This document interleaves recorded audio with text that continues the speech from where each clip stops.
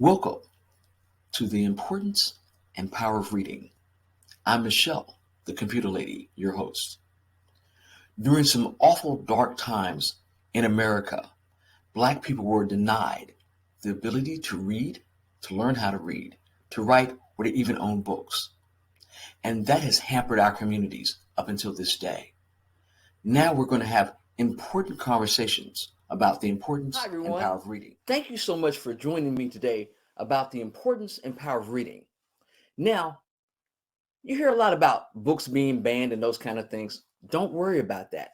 Read the books that have been banned because the more you read, the better your life is. Now, I want to introduce a sister, a friend, and a mentor. Her name is Gina Gadson. She is the co-founder of the Distinguished Authors Guild. And what they do is they provide a platform for independent Black American authors to show their literary works. And they also give scholarships during this program. I have to bring her in because she is so amazing. And Thank she you. has just been amazing to me. Gina, thank you so much for joining me today and welcome. Thank you for having me, Michelle. You know, I'm always honored to be in your presence. You are phenomenal. There's no other words to describe you. All the things that you do, not only for us, but for your communities. So, Thank you. Gina, before we really get started, would you tell everybody about you, what you do, and share some of the things that you have going on? Oh my gosh, you know, that could take a couple of hours, but I'm going to break it down for just a few minutes. I've always been in education. I'm an educator. I work for an online university. I've been there for 18 years. But one of the biggest things that I'm proud of that I'm doing and that I have done is educating people on the importance of reading, not just children, but adults as well. Because if they don't understand the importance, how are they going to portray it down to to the children and the younger generation? And so I pride myself on that with the Distinguished Authors Guild. We honor African American authors. And just highlight them for the hard work that they've put into the literary community, and we just want to keep that going. Along with that, we offer scholarships for creative writing students, journalists. That's something that's important. You know, they're out there trying to make a difference, and sometimes they need that help. And so we're here to help. Well, you're doing an awesome job. And that's Thank one of the you. reasons I wanted to commend you because not only are you pushing the narrative towards making sure that our kids, our adults, and people read, but you're also uplifting authors, especially those that aren't known and independent. And it's very challenging as an author to really get the word out. And so a platform Yes. like yours is just what's so needed. So thank you so much. Yes. And I agree with you. And a lot of the authors say they don't know what direction to go in. They don't know how to get started. They don't have the support they need. They don't have those doors to open for them. As a matter of fact, many doors have been shut in their face because of the type of books that they're writing. And so to have that platform, to be able to have that step up and be able to move in the direction that they're trying to move in, it's just a blessing. It's a true blessing. Well, I know, but I want you to tell everyone what's going on right now with the Distinguished Authors Guild Award. Well, right now we are looking for authors to register and get ready for November 8th. It will be November 8th in Las Vegas, Nevada. Last year, 2022, we had the first live showing in Las Vegas, and it was phenomenal. If you haven't seen it, go to the Distinguished Authors Guild Facebook page and just take a look at it. I mean, it's going to wow you. And so we're preparing now. We're asking authors, if you have a book that's 350 pages or less that has a published book, to go ahead and register your book, get started. There's so many more perks this year. There's so many things that we're going to do leading up to November to help you get your face out there and your book out there. We have a media sponsor, BHC Media Group. That is, oh my gosh, they did such an awesome job last year, and they're willing to do it again this year. Actually getting authors on the network in front of 50 million viewers, which includes Tubi, Apple TV, and Fire TV. And so we just are happy to have these different platforms and different ways to showcase authors so that they can get out there, and they don't have to work by themselves to do it. Well, I know that you're going to be phenomenal. Mal, not only do you help authors, but you're also an author. Am I correct? That's correct. I am an author. So tell us about your new project, or if you got a new book out, and where we can get it. Well, I have 5 children books, and they are on Amazon. You can look for it under Gina Gadson or Alpha's Adventure, no apostrophe in Alpha's. Or you can go to our website. It's alphasadventurebooks.com, and there you'll find the books that are located there, which is Alpha's Adventure at Yummy Zoo, Alpha's Adventure at School, Alpha's Adventure at Lunch, Alpha's Adventure at Funtime Speedway, and Alpha's Adventure at Hidden Lake.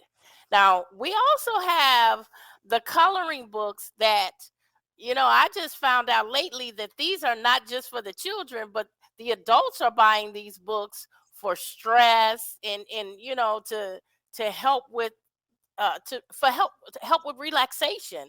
And so I just found out that I'm selling more to the adults than I am the children. But along with that, we have the characters from the book Alpha, Oh, that's handcrafted by my daughter. And we have also Foxy the Letter Bandit. Yes, everybody's favorite. And along with that, we also have the keychains. So we have a lot of products on the website, alphasadventurebooks.com. You can go on there and order any of the products that we have available. that is absolutely awesome. Now, Gina, as an educator, and I want to ask because a lot of people would think right off the bat, sometimes it's different for people that are in education. But did you like reading as a child? I loved reading as a child. I didn't know how much I loved reading. It just was something that really took me, it really pulled me in. It put me in places that my imagination was just in all these different places that I can experience from the book. I would go home every day. I would run home from school when I was in elementary school, and I would put my books down, and I would run straight to the library and get my favorite books. My favorite books was also a series called Harry the Dirty Dog. Okay, Yes, yes. And you know what? It was I couldn't wait to get to the next book. What's gonna happen with Harry this time? He's in trouble. He's always getting lost, coming back dirty. It was just so amazing. It was so interesting and fun to me. So that's where my reading started. cool. So, what age did you start reading at? Probably the age of kindergarten. I know for sure because some of y'all gonna be able to tell my age when I say this, but remember, run, spot, run, run, penny, run, see, penny, run.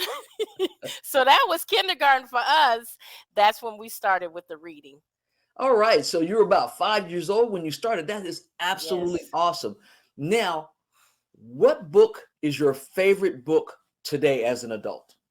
I love every book written by Edgar Allan Poe. I love suspense. Raven, Telltale Heart. Oh my gosh. I spent a lot of time in junior high school, 7th grade.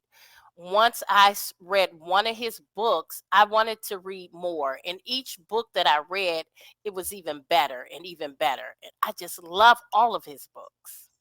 That is absolutely amazing. Now, we have to take time for a small commercial break, and we will be right back with our guest, Miss Gina Gadson. You're watching the PIC TV network. Since 1877, Jackson State University has been training students for a life of service and leadership to impact our global society. Ranked among the best HBCUs in the country, Jackson State University offers 47 undergraduate, 37 master's, 1 specialist, and 13 doctoral degree programs. Whether you're interested in the arts, education, public health, the sciences, or business, we're here to take you from ready to JSU ready. Visit jsums.edu and apply today. Thank you so much for joining me today, and we're back with our wonderful guest, Miss Gina Gadson, here as we discuss the importance and power of reading. And she was telling us that her favorite book or favorite set of books is Edgar Allan Poe, and that's one of the things she loves. She loves suspense. So now, when you started reading, who was your major influencers? Was it your mom, your dad, aunts and uncles? It was definitely my mom and my dad. They always encouraged me to go after whatever it is I wanted to go after. I know in high school, I wanted to go into acting.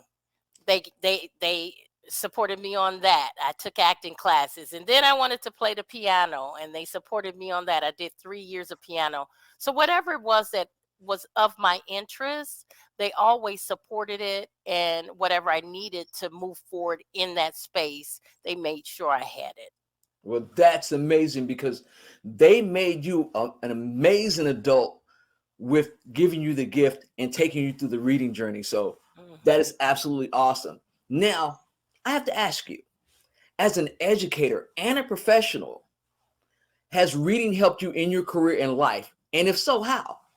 Oh, definitely. I mean, reading is fundamental. You have to have that, and it's so important. One of the things that really hurts my heart is to see the kids in our age today that don't even have books. It affected me so much when my granddaughter she's now in the 8th grade. But when she was in the 3rd grade, she came home and she asked me to help her with her reading assignment. And she said, I got to get my book. And she went in her book bag and she pulled out these printed pages. And I said, what is that? She said, this is my book. I said, that's not a book. And so from that time on, I wanted to make sure that books were in the hands of kids because I know what it did for me. I know where it took me and I know how it made me feel. And so from that day on, I wanted to show the importance of reading just like I knew that how important reading was. You're absolutely correct. And just to piggyback off of that, did you know there are 38 million children that don't have books in their home? No, but that's a sad statistic. That is a very sad statistic. But you and I are going to make sure we get them step by step, right, reading and enjoying the fun that we have. Now, talking about that, I have another question. What do you think the state of reading literacy is here in the United States among everybody, and especially among our Black youth and adolescents? It's at an all-time low. It's at an all-time low. We have a lot of adults who can't read. It's necessary. Even when you start driving, you have to read the street signs, right? You have to know where you are. You have to read a map. You have to know how to get from point A to point B. We are at a very low literacy state. And we need crusaders like myself and you, Michelle, to change this around, because at some point we're going to have a society where reading is obsolete. We can't have that. You're right. I cannot agree more. And that's one of the reasons that you started your platform, and I wanted to make sure that I started mine, because we both we have synergy when it comes to not only reading, but uplifting authors and uplifting our community. So Yes. Thank you so much for that. Oh, Now, yes. you have children, right? Yes. So How did you spur their love of reading, or how did you get them to love reading as much as you do? I sat down with them and I read to them. They had back then, I'm not sure if they still have them now, but my children are older in their 30s. But back then they had the audio toys, the audio books where you put the little CD in there and the book reads. That's fine and dandy, but you still need to be a part of that process. We can't just hand those to a child and expect them to understand it. We have to be that mediator to be there and say, hey, this is what this means, this is what this is that the word they just said is this right here. And so I spend a lot of time with my children, helping them with their homework, making sure I read to them. I was one of those old school moms that read to my children when they went to bed. But it's so much fun, because the thing about it is, after a while you read to them and they're like, mommy, I want to read it to you too. Yes. And what a Yes, bond. absolutely. And you know what? My children have passed that on to their children. Oh, My grandkids have in each of their homes, they have their own library. And of course, Alpha's Adventure is part of that library. We also have a few of your books in that library. But they're building their own library. So it's passing down from generation to generation. well, that is just awesome. Now, as women, we know that we can garner quiet spaces and we can quiet our minds enough to really sit down and read a book and just really get into it. And a lot of girls can do that too. Mhm. I see a lot of our boys struggling. So how can we help our boys read better? Just keep pushing it, keep helping them, keep showing them the importance. And if they get discouraged, motivate them and build them up. It's the part where they get discouraged and so they don't want to do it because it's not working out for them. We have to keep showing them that you can do it, you can do it. I share that story of the two kids in my daycare who couldn't read. One of them was a little boy in the 5th grade. One was a little girl in the 3rd grade. And I sat down with each one of those children and I started from the basics, phonics, and playing games. And eventually they were reading. They were reading. And that's what we have to do as a community, is to make sure that we're sitting down with our kids, we're reading to them, we're reading with them, and we're helping them with their comprehension. We're helping them to understand this world around us and how much reading plays a part in that. So thank you so Absolutely. much. You're a blessing to so many people's lives. And I know that those children, they look at that day and they're like, Miss Gina taught me how to read. And now I can do so much better and my life will go up, because we know that if kids aren't reading on grade level by 3rd grade, they have a propensity to either go to prison or live Yes, in poverty. And that's something absolutely. that we definitely have to stop. Hmm. That is so true. Oh, So and we know reading's the way. We have to do it. So, what guidance would you offer parents of both boys and girls to ensure that their children are reading well and reading at or above grade level? you know what? Get them to put the phones and the tablets and the game systems down and put books in their hands. And it doesn't have to be every day. Sometimes you have to get kids out of bad habits by slowly moving them out of those bad habits. Once a week, maybe, just sit down with them with a book, and even if it's a picture book, that's a start. Give them a picture book. It doesn't have to be, let's read. It's a picture book, but they got the book in their hand and it takes them to a different place. It puts them in a different mindset. So just get started with that and just ease into it little by little. I know parents are working. We got parents in the home that are working 2 jobs. Sometimes they don't have the time to do it. But when you find that time, take that time to sit down with your child and read a book. The two of you sit down and look at a book. Well, I was watching Aquila and the Bee last night because this is my first time Oh, I seeing it. love that movie. Right? And so What the mom did was she got engaged, and when she got engaged and she saw and got out of her own fear how much this child was going to be elevated and uplifted. Oh, And yes. so that's what we have to think of as parents. Mhm. Even if we're afraid, even if we might not read that well, incorporate the village, the aunts, the Mhm. uncles, the cousins, the little Yes. sisters, the little brothers, because she had the whole village. Lawrence Fishburne told her in the movie, you have 50,000 people that can help you. You just have to Mhm. reach out. And she Yes. did. Her teachers were helping her friends were helping her brothers and sister, her whole community came around her. And with reading, we have to do the same thing. Now, Gina, you know this time flies by. We have to stop for another commercial break, and we'll be right back with the importance and power of reading. Stay tuned. Hi, I'm Michelle the Computer Lady, author and children's book publisher of the Mommy Readers Collection series of books. Well, we know how important it is for us to read, but we also know how important our public hospitals are. We're here in Atlanta. My public hospital is Grady. They saved my life. And I would like to give back, and I need your help to do so. I've created a new fundraiser called Building Towards Our Future. And what's going to happen is we're going to make sure, you and I together, that Grady keeps on serving the marginalized, the poor, and the indigent in the Atlanta metro area. All right, stay tuned for more announcements. I'm going to be telling you how real soon. Thank you for joining me in this fight to make sure that we can live with Grady. You're watching the PIC TV Network, Channel 1000.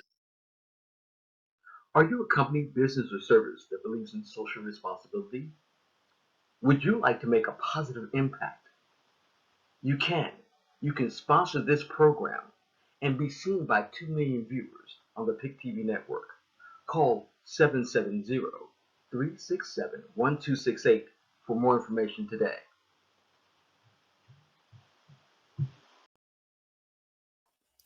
Hello, everybody.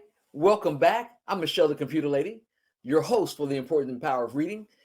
Guess what? We have an amazing guest that's been with us, Miss Gina Gadson. She's an educator, an author, and she's the co-founder of the Distinguished Authors Guild Awards that helps African American authors, independents, get visibility and help them get their books out to the world, because we know that representation matters, and kids as well as adults need to see themselves in books in order to get it and to get connected to the reading journey. Gina, thanks so much for being with us today. Oh, you're most welcome. I appreciate you having me. Oh, you are an amazing woman. So now we know STEM, science, technology, engineering, math, education, is not only now, but it's also the future. How can we help our kids learn STEM, or science, technology, engineering, and math, and ingrate it in their thirst for knowledge in this reading journey? What do you think?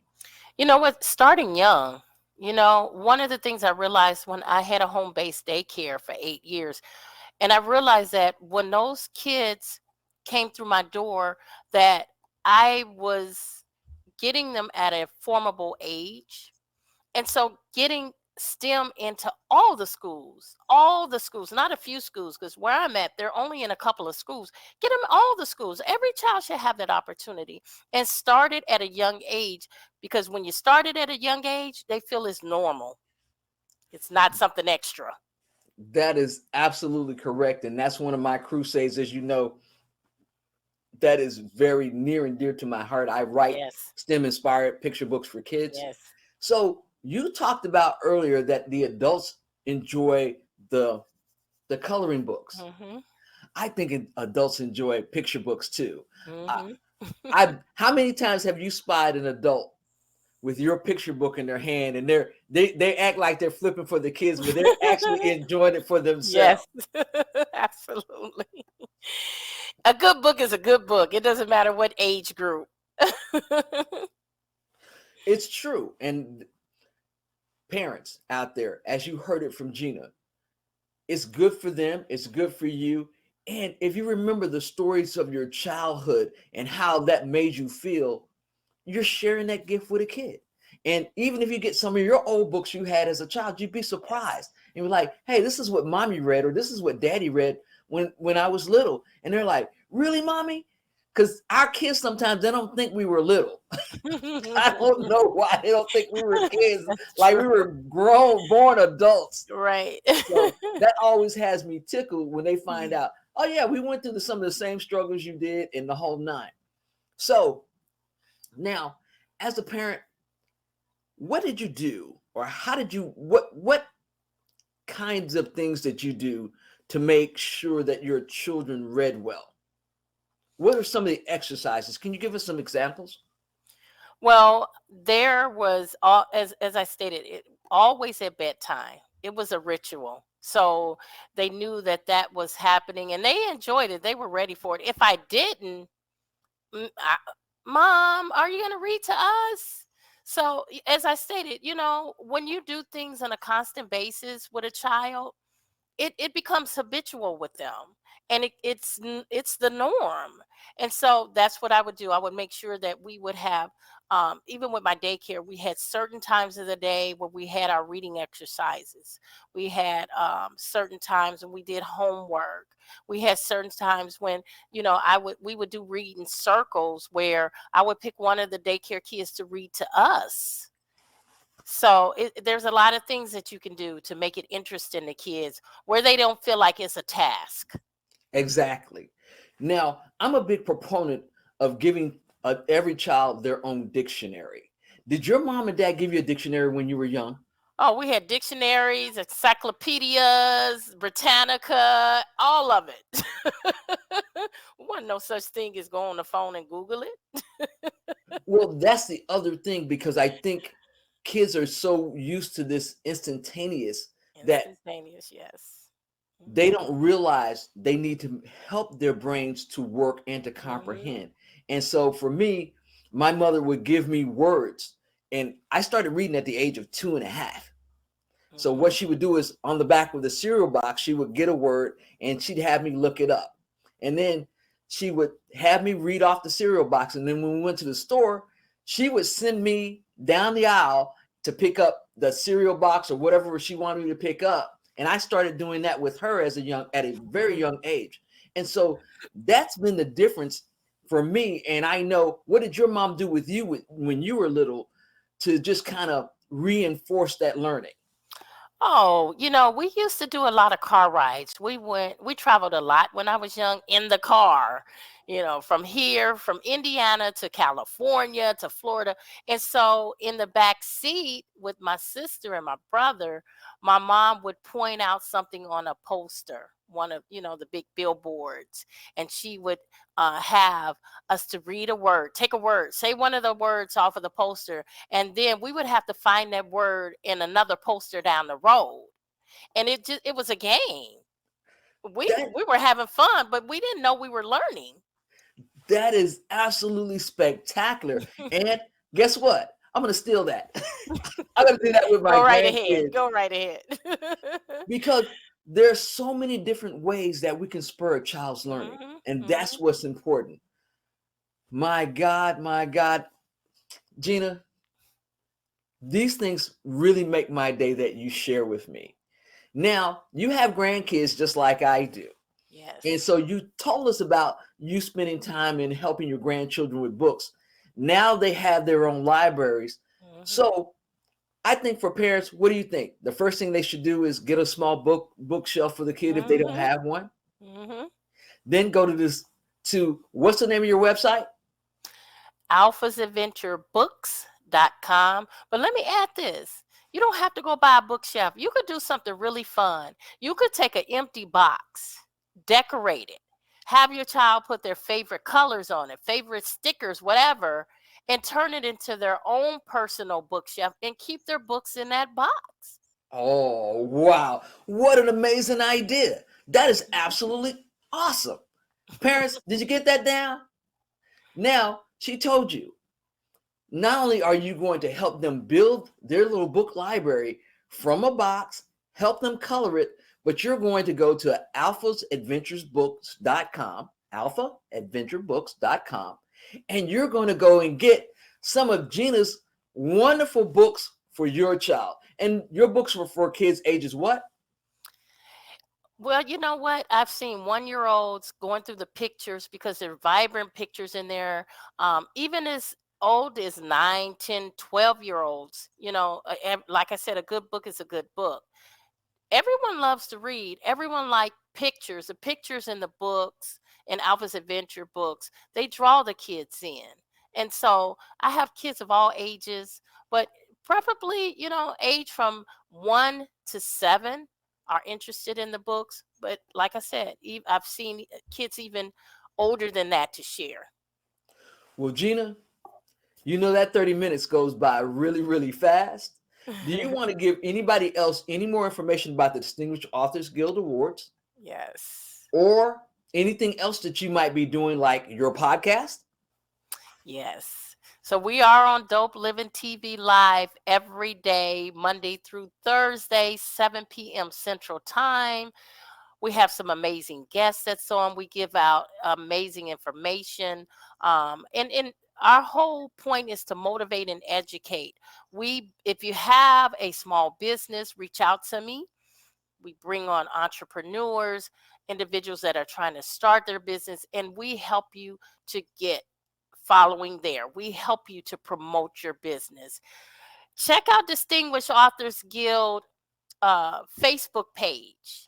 There's so much information on there. You can even go on and see the live show from 2022 in Las Vegas, Nevada. It's going to wow you. If you know any authors who have books, send them over to apply to register.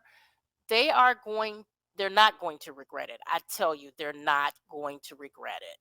And I think that's absolutely correct. Gina, I want to take this time to thank you for joining me today, for blessing us with your presence, to let us know what you're doing and helping me to elevate our communities by explaining the importance and power of reading.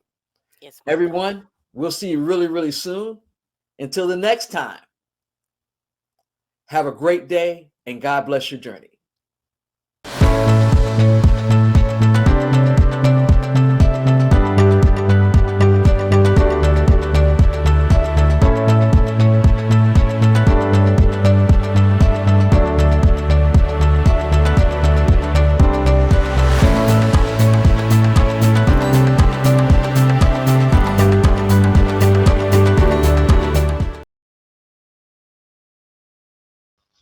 Hi, everybody. I'm Michelle, the Computer Lady.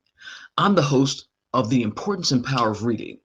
You know what's going on in our society, book banning, and over 38 million children don't have books in their homes. Join me for some exciting segments as we talk about the importance and power of reading with my guest, Dr. Moses West on the PIC TV network.